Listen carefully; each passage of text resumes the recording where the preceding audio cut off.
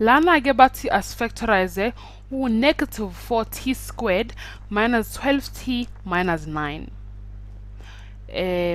Siyazi ukuthi u-negative 4t squared i-perfect square. U-negative 12 i-perfect square bese no-9. U-negative 12 akuyona i-perfect square, kodwa u-9 uyi-perfect square. So sizothi negative 1 times 4t squared plus 12t plus 9. Lo negative 1 mawufaka la wenza zonke lezi zinto zibe negative, so lento esibhalela iyiqiniso.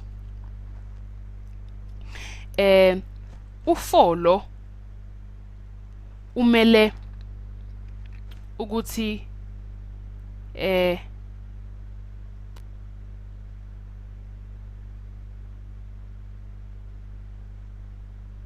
umele ukuthi awusingithatha ipen nami ya uma sithi a plus b loko kusinika u-a squared plus ab plus ab plus b squared.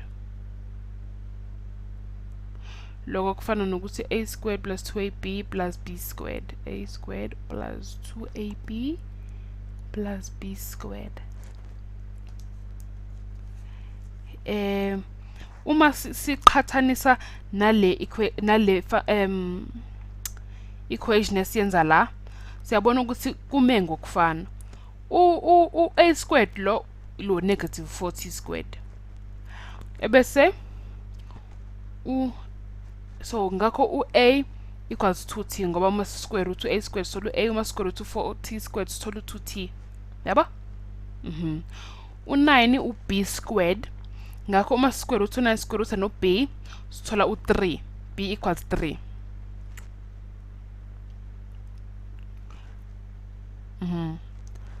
Lo 12t na ke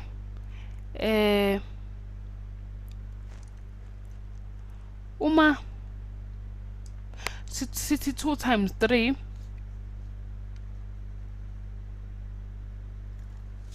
u6 lo 2 times 3 u6 ebese u6 times 2 u12. So 12t equals 2 times 2t times 3.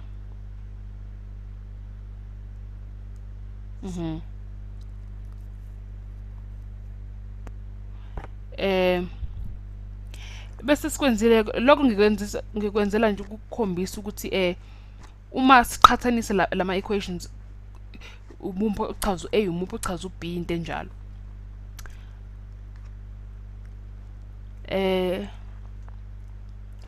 Uma siqhubeka ke singathi 2t plus 3 times squared njalo 2t times 3 squared negative 1 times 2t plus 3 squared. Wana ma special products ethu labo siqeda kwa factorize manje.